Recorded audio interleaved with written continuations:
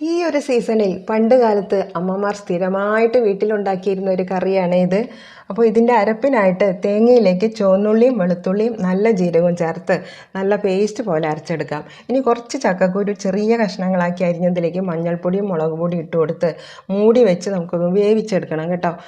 ചക്കക്കുരു എല്ലാം നന്നായിട്ട് വെന്ത് വന്നിട്ടുണ്ട്. ഇതിലേക്ക് 2 കൈപ്പൊടി മുരിങ്ങയിലയും കൂടെ 2 കഷ്ണം പച്ചമാങ്ങയും 4-5 പച്ചമുളകും പാകത്തിലുള്ള ഉപ്പും കൂടെ ഇട്ട് കൊടുക്കാം. ഇനി ഇതോടെ ഒന്ന് ഇളക്കി കൊടുത്ത് നമുക്ക് ഇതും ഒന്ന് മൂടി വെച്ച് ഒരു 4-5 മിനിറ്റ് നേരം വേവിച്ചെടുക്കണം കേട്ടോ.